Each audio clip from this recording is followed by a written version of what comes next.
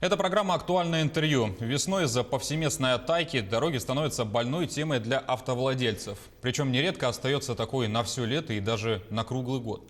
В чем причина такого положения дел? Имеют ли граждане право на возмещение ущерба, причиненного некачественным состоянием дорог? Об этом мы поговорим сегодня с прокурором Нерюнгри, старшим советником юстиции Андреем Орловым. Андрей Юрьевич, здравствуйте. Здравствуйте. Расскажите, каково сейчас состояние дорог в Нерюнгри? Пользуются ли дорожники тем, что сейчас в городе мало людей из-за режима самоизоляции для расчистки и ремонта полотна? Конечно же, с приходом весны идет процесс оттайки. Дороги освобождаются у нас от снежного покрова, появляются выбранные ямы и выбоины. Поэтому состояние автомобильных дорог, конечно, оставляет желать лучшего. В настоящих условиях самоизоляции и людей, и автотранспорта на улице стало меньше. Но при этом, учитывая природные условия, минусовые температуры, которые сейчас у нас в Нерюнгри стоят, в настоящий момент осуществляется процесс подготовки к ремонтным работам. Сами ремонтные работы в настоящий момент пока не осуществляются. А что понимается под содержанием автомобильных дорог? Кто должен этим заниматься и чем это предусмотрено? Отношения, возникающие в связи с использованием автомобильных дорог, осуществлением дорожной деятельности, регулируются Федеральным законом Российской Федерации об автомобильных дорогах и дорожной деятельности. Соответственно, со статьей 3 данного закона под содержанием автомобильных дорог понимается комплекс работ по поддержанию надлежащего технического состояния автомобильной дороги, оценке ее технического состояния, а также по организации и обеспечению безопасности дорожного движения. Содержание автомобильных дорог осуществляется и в соответствии с техническими регламентами. Следует отметить, что с сентября 2018 года в России действует обновленный ГОСТ, регламентирующий допустимые размеры дорожных дефектов и временные рамки на устранение данных повреждений. Так, яма в соответствии с указанным ГОСТом может иметь длину не более 15 сантиметров и глубину не более 5 сантиметров. Площадь должна быть не более 60 квадратных сантиметров. Если превышен любой параметр, попавший в яму автомобилист имеет право на возмещение соответствующего ущерба от дорожников. Кроме того, закон регламентирует четкие временные рамки на устранение повреждений от 1 до 12 суток в зависимости от категории дороги. Также ГОСТ устанавливает допустимую глубину и длину колеи от 2 см и 7 метров соответственно на участке полосы движения длиной не более 100 метров. Такие колеи должны устраняться в срок от 15 до 14 суток. Из каких источников финансируется содержание автомобильных дорог и за счет чего они пополняются?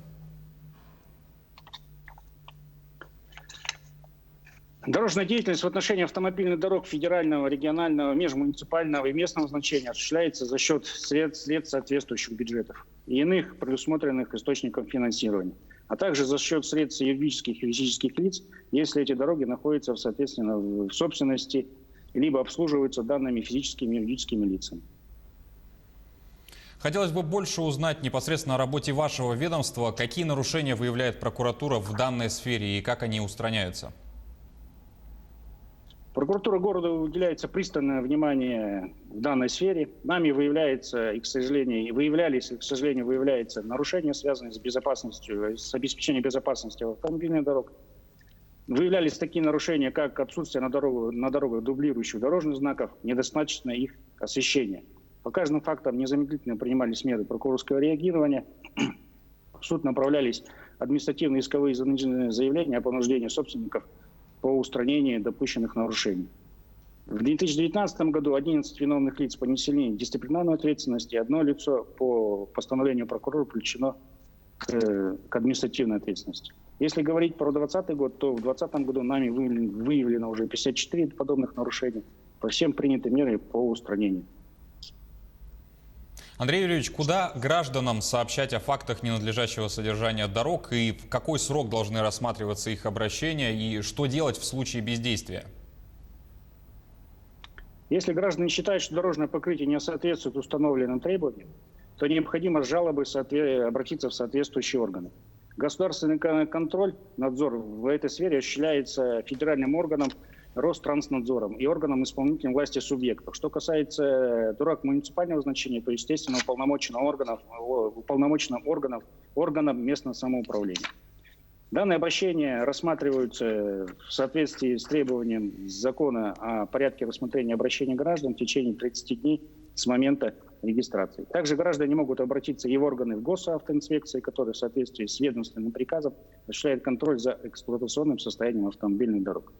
Кроме того, естественно, граждане могут обратиться и в органы прокуратуры, которые в соответствии с законом также осуществляют надзор за исполнением федерального законодательства, в том числе за деятельностью вышеуказанных органов.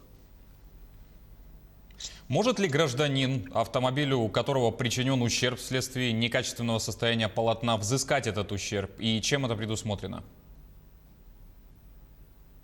Конечно, гражданин может взыскать такой ущерб. Если авария произошла из-за плохой дороги, важно соблюдать ряд действий, которые позволят в дальнейшем отстоять свою позицию в суде и добиться компенсации от дорожных служб, соответствующей возмещению ущерба. Попадание в яму, открытый люк и другие подобные происшествия в силу пункта 1.2 правил дорожного движения являются дорожно-транспортным происшествием. Поэтому оформлять повреждения автомобиля нужно так же, как и при любом другом ДТП. Необходимо вызвать сотрудников ДПС, попытаться найти свидетелей, сделать фотографии места аварии. Сделать фотографии места ДТП с указанием места и времени съемки. Следующий этап. Необходимо при помощи эксперта определить размер ущерба, либо обратиться с исковым заявлением в суд уже после ремонта с определением суммы фактически понесенных затрат. Но в данном случае ответчик вправе оспорить предъявляемую сумму уже в судебном порядке. А с кого именно и как взыскивается этот ущерб? Ущерб взыскивается с собственника автомобильной дороги. Информацию, кто является, так сказать, собственником этой дороги, необходимо получить у сотрудников ГИБДД. Например, если произошло ДТП на федеральной трассе, то федеральная трасса находится в ведении Росавтодора. Если, так сказать, автомобиль попал в незакрытый люк, то это уже зона ответственности водоканала. Возмещение ущерба, требование возмещения ущерба необходимо направлять именно той организации, в зоне ответственности которой произошло дорожно-транспортное происшествие.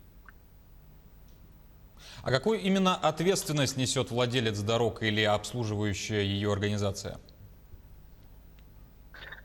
Ответственность предусматривается Кодексом о административных правонарушениях Российской Федерации, а именно статья 12.34. И предусматривает наказание в виде административного штрафа на должностных лиц в размере от 20 до 30 тысяч рублей, на юридических лиц от 200 до 300 тысяч рублей. Также предусматривается гражданская правовая ответственность в виде возмещения ущерба, материального ущерба, а также морального вреда с виновника, в данном случае от собственника автомобильной дороги. Андрей Юрьевич, а как рассчитывается ущерб и кто этот расчет выполняет? Страховая компания, полиция, независимый оценщик, кто? В соответствии с законом о судебно-экспертной деятельности, экспертизу и расчет ущерба осуществляется, так сказать, экспертное учреждение, как государственное, так и негосударственное. Поэтому в данном случае гражданам необходимо обратиться в данные органы для расчета данного ущерба, а потом уже предъявления в судебной инстанции либо виновнику, либо собственнику автомобильной дороги. Есть ли примеры взыскания в районе, в республике по иску именно прокуратуры? В районе, к сожалению, таких примеров нету. По Российской Федерации такие примеры судебной практики есть, что граждане обращаются в суд и взыскивают материальный и моральный ущерб именно с владельцев дороги. Поэтому хотелось бы отметить, что в соответствии со статьей 45 Гражданского процессуального кодекса органы прокуратуры имеют право обратиться в суд в защиту незащищенных слоев, так сказать, населения при поступлении соответствующего обращения. Поэтому при наличии оснований, конечно, гражданам необходимо обратиться в органы прокуратуры, которые будут рассматривать это заявление. При наличии документов, подтверждающих и оснований, мы будем в интересах граждан обращаться в судебные инстанции по возмещению ущерба, причиненного в результате дорожно-транспортного происшествия. Андрей Юрьевич, давайте подытожим все вышесказанное. Что важно знать автовладельцу, если он попал в такую ситуацию? Но автомобильцу нужно знать, во-первых, то, что фактически вина лежит на причинителе этого ущерба. Это на собственника автомобильной дороги в результате, так сказать, ненадлежащего содержания и ненадлежащей эксплуатации. Кроме того, водителям необходимо знать, что в соответствии с правилом дорожного движения, пунктом 10.1, на водителях лежит ответственность по соблюдению правил дорожного движения, то, что фактически каждый водитель должен соблюдать скорость транспортного средства, установленную, да, учитывать интенсивное движение, погодные условия и другие обстоятельства, которые могли бы водителю своевременно принять меры по недопущению дорожно-транспортных происшествий. При соблюдении всех этих условий есть возможность взыскать ущерб в судебном порядке. И уже в судебном, так сказать, в судебном разбирательстве все эти обстоятельства будут устанавливаться судом, в том числе и правильные действия самого водителя. Поэтому об этих обстоятельствах необходимо знать и всегда помнить. Да, Андрей Юрьевич, спасибо за уделенное время. Всех благ вам и плодотворной работы. Спасибо. До свидания. О контроле за состоянием дорог и возмещении ущерба за них мы говорили с прокурором Нерюнгри, старшим советником юстиции Андреем Орловым. Вы смотрели актуальное интервью. Оставайтесь с нами.